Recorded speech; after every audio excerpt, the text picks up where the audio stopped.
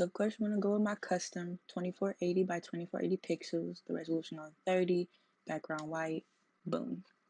So we're gonna have to find an image for our cover art. You feel me? I'm an image-based creator, so I love using images and manipulating them to create the art. So we're gonna go to Google, and of course I'm gonna use my girl Tia Corinne again. So I just search up Tia Corinne, a tool to find high-res images of an artist. Let's say you're doing fan cover art. Go to tools, go to size, and click large. And here you'll find better quality photos to use in your art. But we're gonna see what we're feeling today. Alright, so I think I'm gonna choose these two photos. This photo from the last video. So we're just gonna copy this image, go back to Photoshop, click Command V, paste that image, go back to Google, and we're gonna use this photo, copy that image. Oops, where are you at? Photoshop? Nope. Command V, boom. Now we got our two images in here. For the background, we are going to change it to black because I just work better with a black background, you feel me? But white, white is looking really good as a background. It's sparking some creativity, so we gonna use white.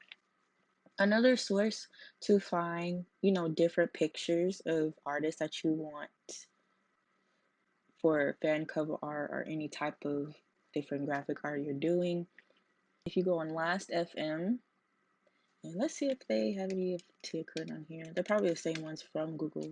But just go to the search bar, search your artists, click them, and they usually have a photo section. Here we go.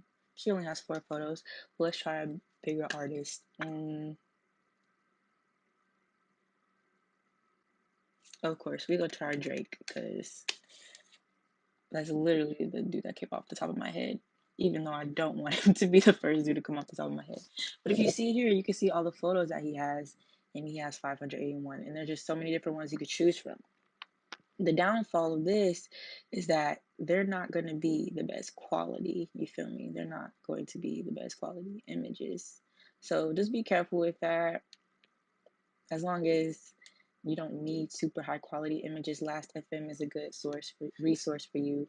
Also, Tumblr is a good resource as well, and also Pinterest. So try out those 3: Last FM, Last.fm, Tumblr, and Pinterest.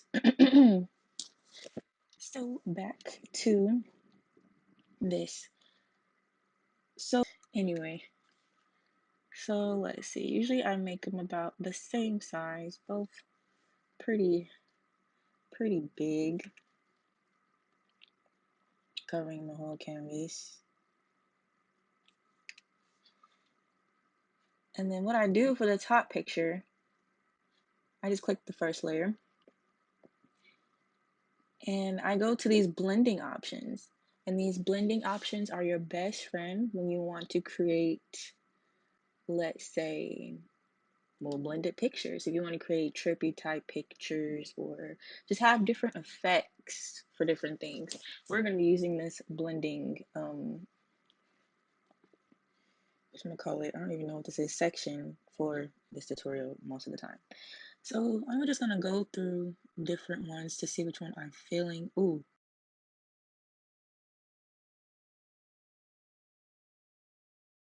The darkening. So you see we have this front page right here, and that's looking really cool. I'm gonna press Command T and just scale it up, see how it looks, see how I want it to look.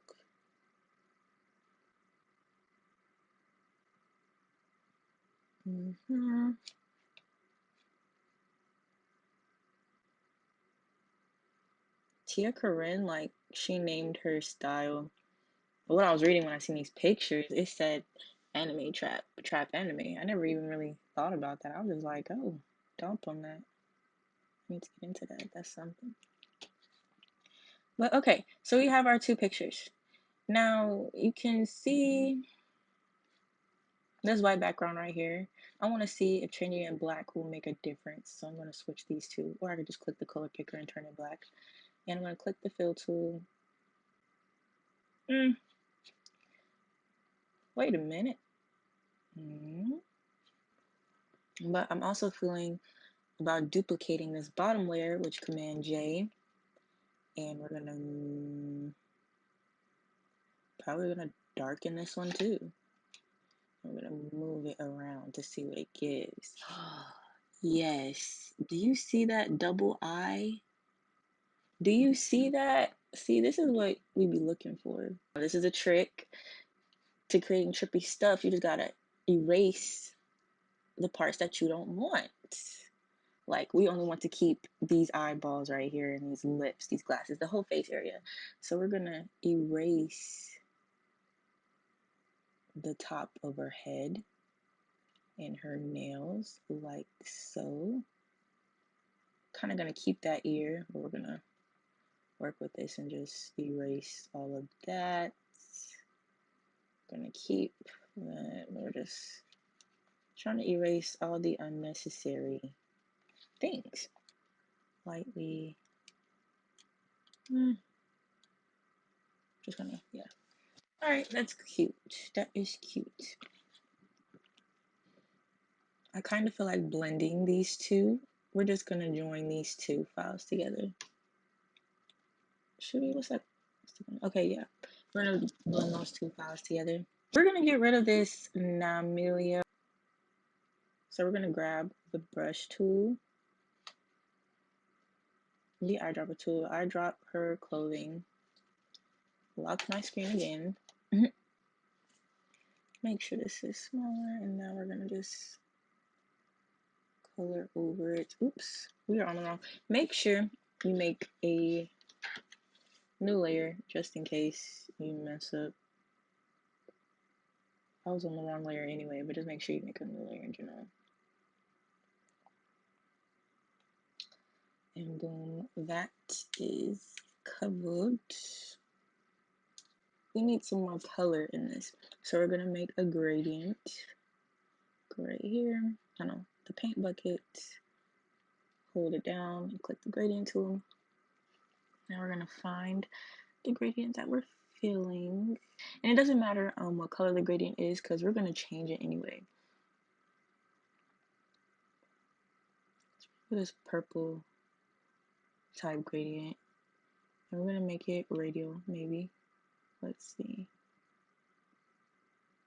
Let's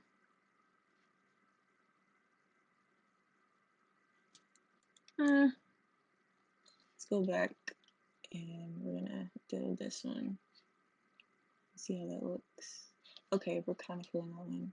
So now we're gonna go back to the blending modes and see which blending mode suits our fancy. I'm really liking this soft light. No, we're gonna keep it this way. It's very different, like this. And now we're gonna go to adjustment layers, hue and saturation, and we're gonna find some different colors. Now with this, I'm not going to clip this hue and saturation layer because I want it to affect the whole image.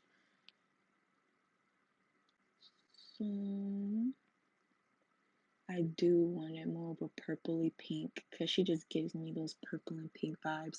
Mostly because her album art is purple pinkish. So, ooh, that's giving Barney, but it's a cute Barney. So we're gonna go with it. I'm gonna make sure this covers all the bases. Boom. All right. So now we're gonna go into textures. I love this texture. I'm just gonna drag it in here. It gives a nice polished look to your art, whatever you're doing. It's like it's on a print card, you feel me? So we're gonna go to lighten or screen whichever one we are feeling. This dodge is looking really cool. We can always turn it down a bit. These work really well for darker textures, but they look good for light textures as well.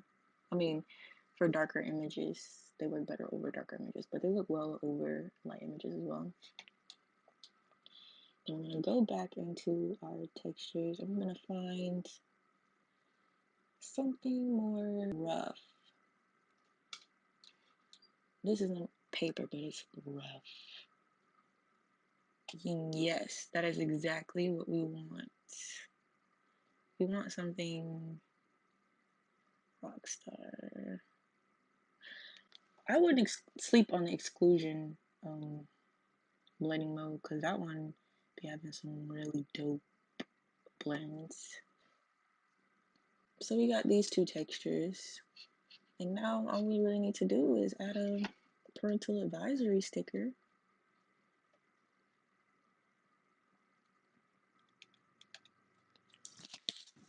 But yeah, there you go.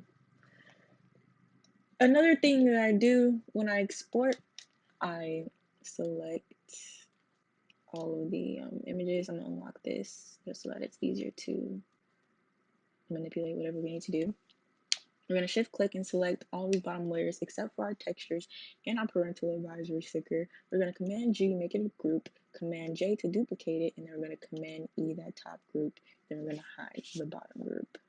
We're going to call this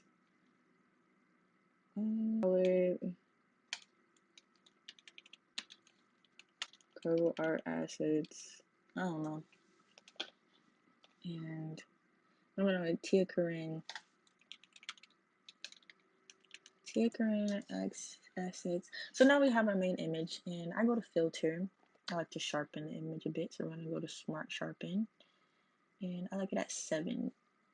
Don't go too high with the sharpen because it'll make it look grainy and rough and almost low quality. So now we got that, and then I also like to go to the adjustments, curves, and adjust the curves of the work. And this is all up to personal preference. It's what you're feeling, but these curves really make a difference in how you want your artwork to look. And then after that, I just go to File, Export, and then usually I'll just do it as a quick export as PNG, but for the sake of this tutorial, well, I don't do that if I'm exporting it. You have to export it as a JPEG if someone wants to use the cover art actually for their cover art, but just for fan art, we're just gonna export it as a PNG. And just click whatever you want. I'll go here. Actually, I'm gonna go to Patreon. I'm gonna name it Tia Corinne. Oops, honestly, I can't type. Oh my goodness. Alright, and then we're gonna save it, and then boom, that is your cover art. You should go to where you have it at, and yeah, here's the finished piece. If you want this PSD file, it will be uploaded along with this tutorial on, well, you already know where it's going to be at because you're going to see it. I mean, but yeah, you can get the PSD file as well as the different textures in the PSD file that I use for this. It's all going to be in the Drew and Assets link. So click that button, check out the Google Drive folder, download them. You can download the PSD file, insert your own pictures, do your work, your own magic. It already has color balance curves. If you want to use the, this, I can't even show you, these different textures, gradients, just download the PSD file if you want to. But thank you for watching, and yeah.